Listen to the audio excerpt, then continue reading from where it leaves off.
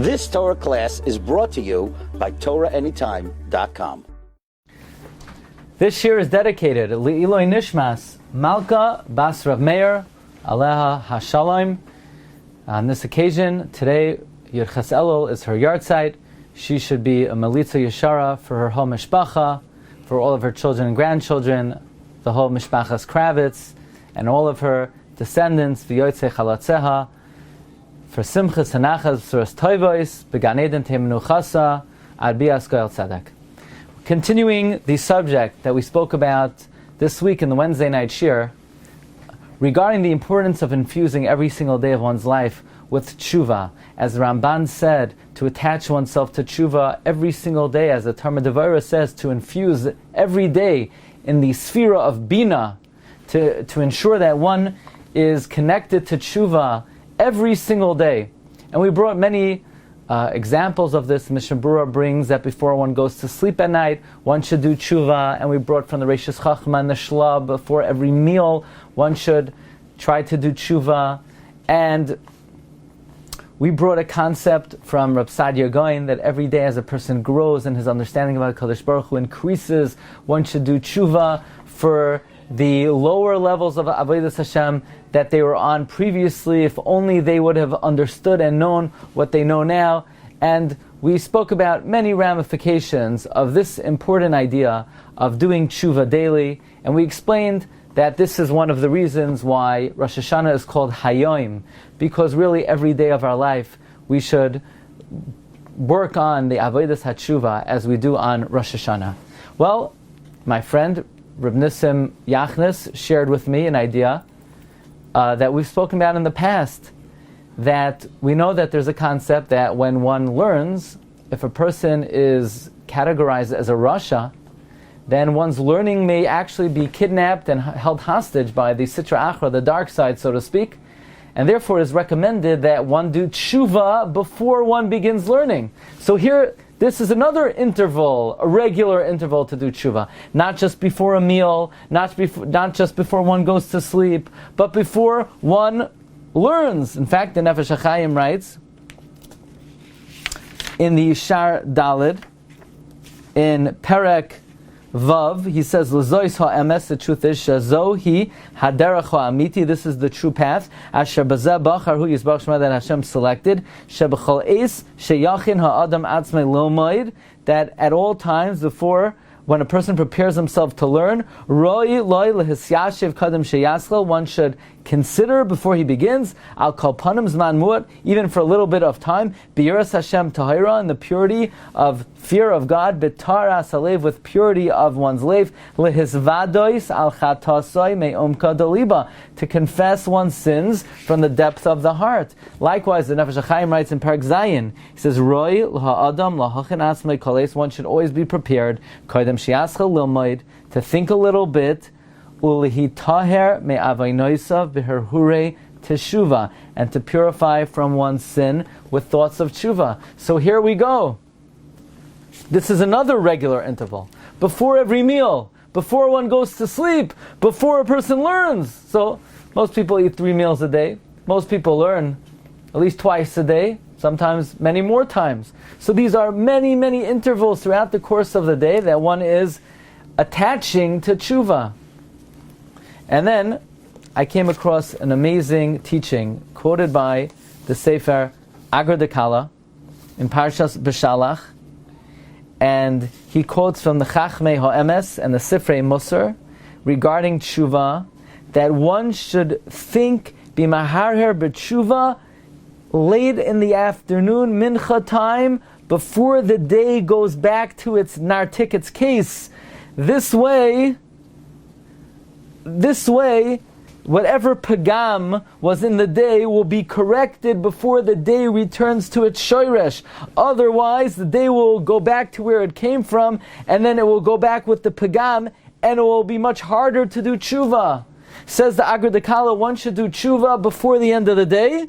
Likewise, on Erev Shabbos, before the week is over.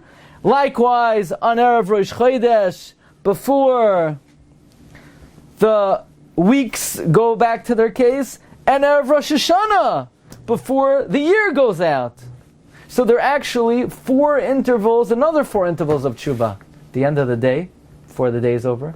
The end of the week, before Shabbos comes. The end of the month, Erev Rosh Chodesh. And the end of the year, Erev Rosh Hashanah. This gives us a deeper insight into why Erev Rosh Chodesh is a Zman Kapara. People say Yom Kippur Katan. Or why Erev Rosh Hashanah, according to the Torah, is actually like Rosh Hashanah and like Yom Kippur, a third of one's avonos are neskaper on Erev Rosh Hashanah. And this idea is actually sourced in the Pardes Rimainim of the Ramak in Shar Yud Gimel, Parak Gimel. And the Pardes Rimainim explains as follows, that everything in this world, the Pardes Rimainim says, in the Shar HaSha'arim, he says as follows, all spiritual branches that come out of a makar, all spiritual ramifications that come from a source, ultimately return and revert back to that source. And therefore, says the Pardes Rimainim, it is appropriate for all creations that their actions should be good and they should not be defiled, so that when the Ruchnius Koyach returns back to its source, it doesn't go back to its source, Nifgam, because then tshuva becomes much more difficult. So that's the idea, that every day emanates from a makar and then it goes back to that source. You want to make sure you correct the day before the day is over. It becomes much more difficult to correct it after the day is over.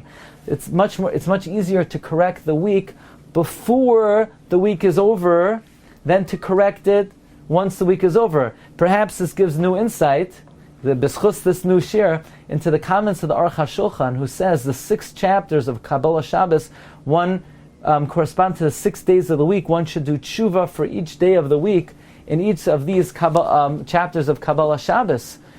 Namely, because as we were not Mekabel Shabbos yet, we're not Mekabel Shabbos, Tabay V'Shalom or Mizmar Shir, and the week's about to be over, now is the opportunity to quickly be Masake in the week before the week ends. So this is a very profound concept, and the Shlah HaKadosh elaborates this in Masechta Chulin in something called Torah Oyer, and he, in my edition of the Shlah HaKadosh, this is in Ois Kuf Lamed Zayin, he says this is the secret of the Gemara in Shabbos, where Rabbi Elazar told his Talmidim, Kol sheken yaseh tshuva b'chol yoim, because Shema Yamos Lamachar. And he says this gives us an understanding of why the importance of investing teshuvah in every single day. Let me read to you his words. Oid basi legalei soid be'inyan zeh lasos teshuvah devar yoim be'yoimai, to ensure you do teshuvah daily, and to be moisav teshuvah erev Shabbos and erev Rosh Chodesh and erev Rosh Hashanah. Interestingly, the Agra de Kala says that it's appropriate that the 4th Zman of Tshuva is Erev Rosh Hashanah. But if you look in the Lashon of the Shla, he says the 4th Yom HaTshuva is Yom HaKippurim. Be it as it may, this adds so many more Zmanei Tshuva, so just going through the day. Of course we do Tshuva and Shachris, Hashivenu Avinu Sarsecha Slach Lanu, and Mina Nusach Svart says Vidoy after Shachris.